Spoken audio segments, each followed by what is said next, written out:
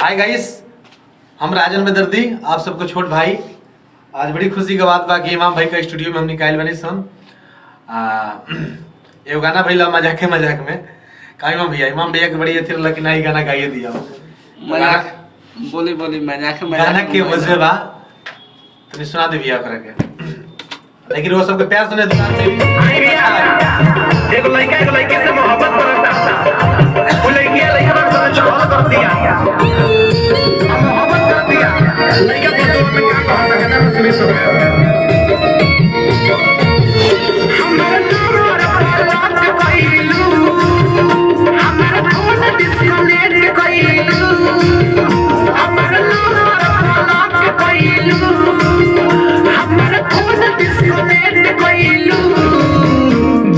जाओ सनम अपना ससुराल में जाके प्यार पियो के ना खोइबू, जाए सनम अपना ससुराल में जाके प्यार पियो के ना खोइबू।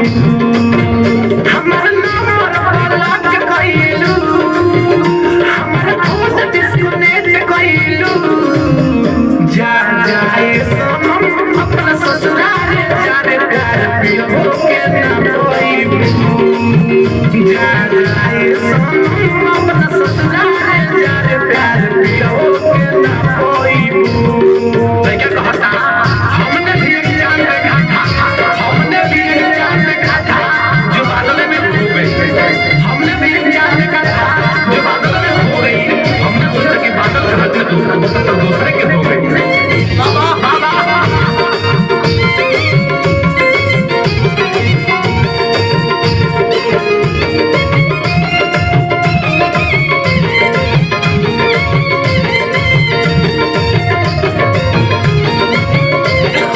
अरे वाह भैया काका मेरो हे गोरी हमर नावले जमे, संगत पहलू मानवली कोवले जमे,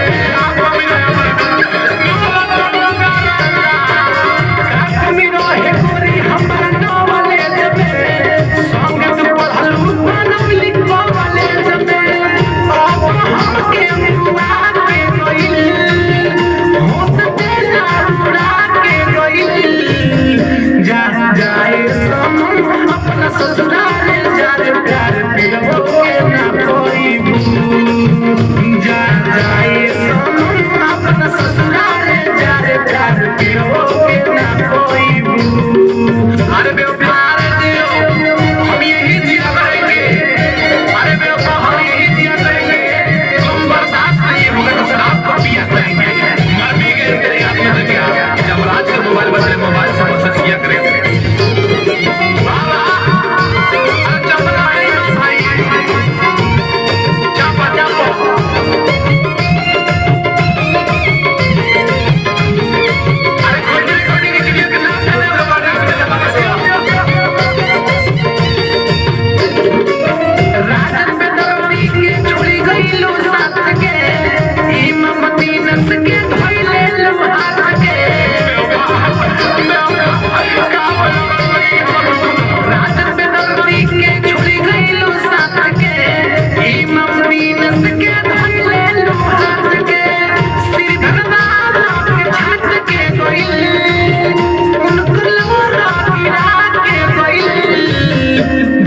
जाए सनम अपना ससुराल जाके प्यार पियो के ना खोइबू, जाए सनम अपना ससुराल जाके प्यार पियो के ना खोइबू। तो ये गाना हो गया बहुत अच्छा बोल बा, लाइव ट्रैक हो। काल रिलीज हुई, डिसाइड करवा कौन कंपनी पे हुई इमाम भैया की स्टूडियो कंपनी थी चैनल पर चढ़ी, राजन में दर्दी ऑफिशियल पर चढ़ी और सब 2-4 चैनल पर चढ़ी, और देखी सब है। खूब लाइक करी, खूब शेयर करी अपने छोट भाई राजन में दर्दी के, और प्यार से दुलार दबाव के शेयर करी, दबाव के लाल बटन दबाव एंजॉय करी गाना के और एंजॉय करी। लाइव में भैया पहलका बार लाइव गए बनी अपने जीवन में पहलका लाइव, ये इमाम भैया के सहयोग से, इमाम भैया के प्यार से, हमारे बड़े भैया है जो इनके थोड़ा सहयोग से हुआ है। और ऐसे बात नहीं है भैया, चाहिए। और हमारे एल्बम कुछ इसी इनके भी स्टूडियो से आएगी। आज फर्स्ट ट्राई था हमारी।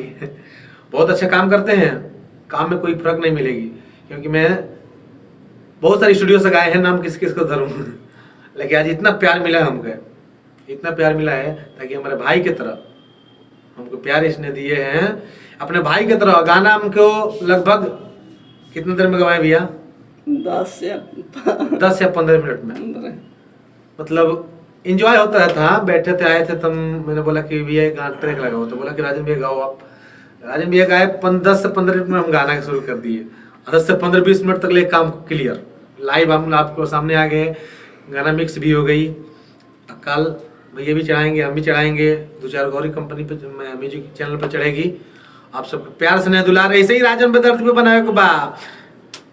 जय हिंद, जय भारत।